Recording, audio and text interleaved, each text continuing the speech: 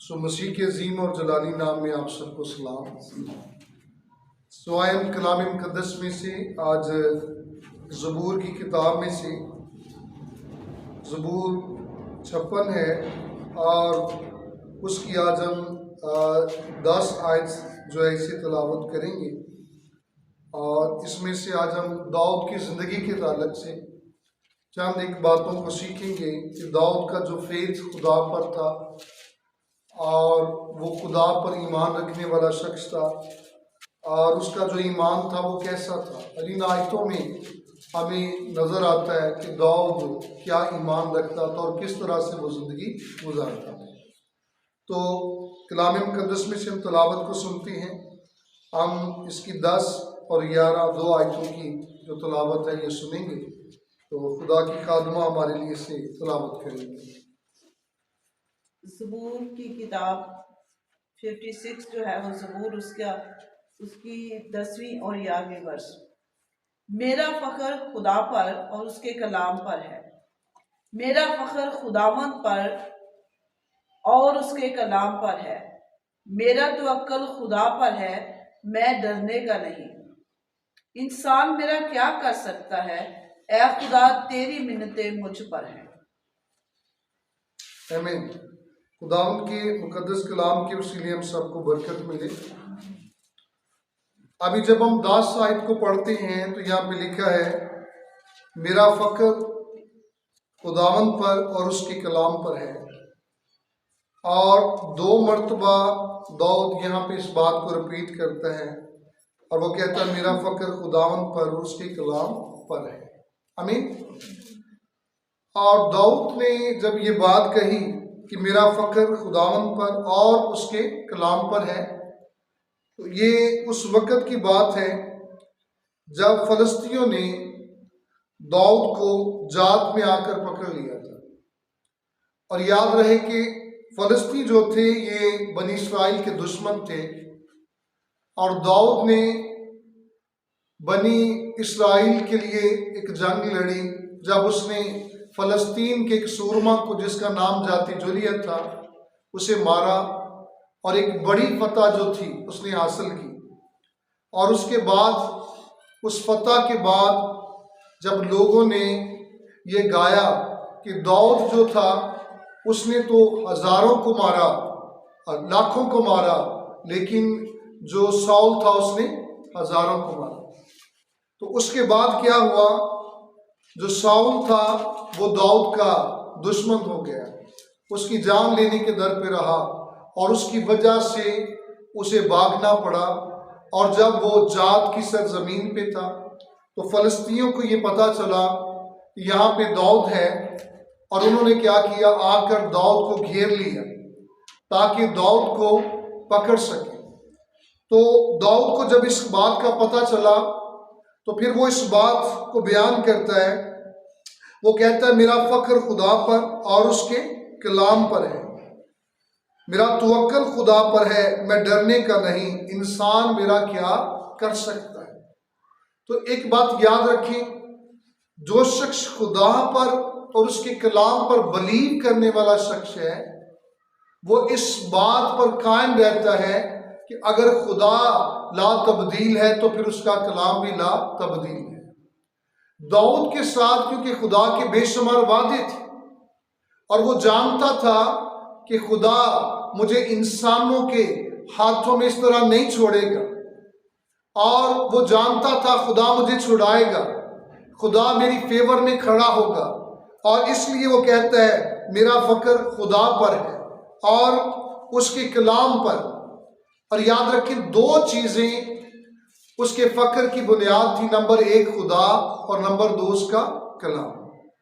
तो वो ईमानदार जो खुदा पर फ़ख्र करते हैं और उसके कलाम पर फ़ख्र करते हैं, याद रखें वो कभी ठोकर नहीं खाएंगे, वो कभी हिम्मत नहीं हारेंगे, वो कभी दुश्मन से डरेंगे नहीं। अब यहाँ पे दाऊद ये इकरार करता है कि इंसान मेरा क्या कर सकता है। अगरचे उन्होंने घेर लिया लेकिन वो जानता था मेरा छुड़ाने वाला इंसानों से जोरावर है। हालेलुया। तो याद रखिए, अगर हम खुदा पे बिलीव करते हैं और खुदा पर फक्र करते हैं, उसके कलाम पर फक्र करते हैं, तो खुदा हमेशा हमारी सिपर, हमारी ढाल बन के हमारे साथ साथ रहता है। हमें तो कलाम मुकद्दस में खास बात जो यहाँ पे हम देखते हैं, याद रखिए दाऊद का फक्र जो था वो खुदा था। दाऊद का फक्र कौन था? खुदा था। लेकिन अगर हम अपनी अपनी जिंदगी के बारे देखें तो फिर हमें अपने आप को चेक करना है कि मेरा फक्र कौन है। याद रखिए कई दफा हम इंसानों पर ट्रस्ट करते हैं, उनको अपना फक्र समझते हैं, लेकिन याद रखिए दुनिया का हर रिश्ता हमें धोखा दे सकता है, लेकिन आसमान का खुदा कभी हमें धोखा नहीं देता। मे भी जो बहन भाई हैं, जब हम उनके ऊपर भी ट्रस्ट करते हैं, कई दफा वो भी हमें छोड़ जाते हैं। कई दफा वो लोग जो हमारे साथ रहने वाले होते हैं वो भी हमें छोड़ जाते हैं, लेकिन खुदा हमें नहीं छोड़ेगा। लिखा है माँ जो है वो शीरखार बच्चे को भूल जाएगी, लेकिन मैं अपने तालिब को हरगिज ना भूलूंगा। आमीन। तो दाऊद ये जानता था कि खुदा पर मुझे ट्रस्ट करना है। आमीन। तो इस बड़ी मुसीबत के अंदर जब वो फंसा तो वो डरा नहीं।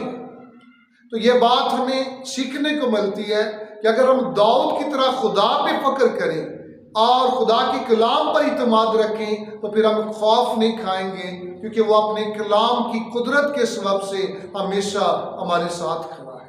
आमीन। बाइबल फरमाती है कि आसमान जमीन टल जाएंगे, लेकिन खुदा के मुंह की बातें जो है वो हरगिज ना टलें, वो पूरी होंगी। और यहां पे जब दाऊद ये कहता है मेरा तवक्कल खुदा पर है, आमीन, तो बेसिक ये बात हमें समझनी, हमें खुदा पे ईमान रखना है, उस पर तवक्कल करना है, उसके कलाम पर फक्र करना है, खुदा की कुदरत पर, उसके जलाल के लिए हमें फक्र करना है। आमीन। तो याद रखें बाइबल फरमाती है जो खुदा पर आस रखते हैं वो कभी शर्मिंदा ना हो। आमीन। और दाऊद को याद रखें खुदा ने हर जगह पे फेवर दी, और वजह क्या थी कि उसका तवक्कल खुदा पर। आमीन। तो दो चीजें हमने बुनियाद बनानी है दाऊद की तरह। नंबर एक, हमने खुदा को अपना फक्र समझना है, खुदा पे फक्र करना है, और नंबर दो, हमने खुदा के कलाम पर भी फक्र करना है। आमीन। उसकी वजह क्या है? क्योंकि जो कुछ खुदा ने कहा है वो हमारी जिंदगी में जरूर पूरा करेगा। तो दाऊद के लिए ये बात बड़ी फक्र की थी, क्योंकि खुदा उसके लिए कलाम कर चुका था। वो शमूएल नबी के वसीले बता चुका था कि दाऊद मेरे दिल के मुआफिक है। यसी का बेटा दाऊद जो है मैंने उसको चुना है ताकि वो शाऊल की जगह मेरा क्या बने? बादशाह। तो उसके लिए ये बात बड़ी फक्र की थी कि ये खुदा का कलाम है, वो मुझे इंसानों के हाथों में मरने नहीं देगा, वो मुझे जरूर छुड़ाएगा, क्योंकि उसने मुझसे कलाम किया है। आमीन। तो फिर इसलिए वो यहाँ पे कहता है मेरा तवक्कल खुदावन पर है, मैं डरने का नहीं। आमीन। और क्यों? देखिए इंसान मेरा क्या कर सकता है, और उसकी वजह क्या है? क्योंकि वो जानता था। और जब हम आगे पढ़ते हैं तो 13वीं आयत में लिखा है क्योंकि तूने मेरी जान को मौत से छुड़ाया। Praise God.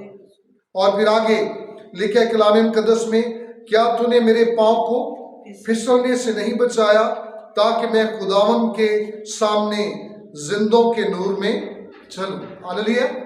सो याद रखिए दाऊद को खुदा ने पहले भी छुड़ाया था, और वो जानता था खुदा की कुदरत किस कदर अजीम है। हमें तो हम में से हर शख्स को इस बात पर ईमान रखना है, खुदा मौत की वादियों से निकालने वाला खुदा है।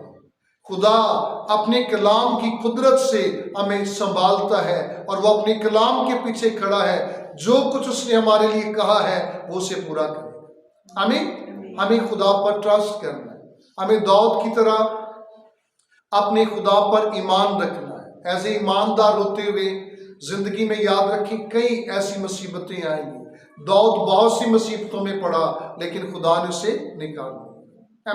खुदा ने उसे छोड़ा नहीं।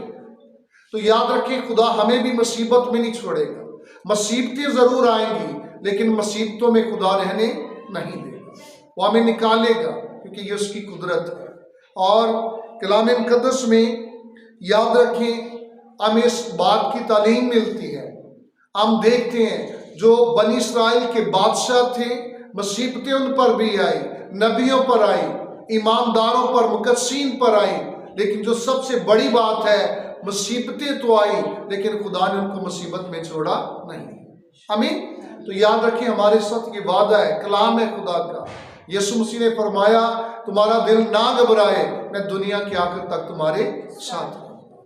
अगर हम ईमानदार हैं तो याद रखें हमें इस बात पर भरोसा रखना है कि खुदा हमारे साथ है। हमें ये फक्र करना है कि हम उस खुदा को मानने वाले जो जिंदा है। हालेलुया। कलाम मुक़द्दस बताता है कि दुनिया के माबूद महज़ बुत हैं, वो सुन नहीं सकते, वो बोल नहीं सकते, छू नहीं सकते।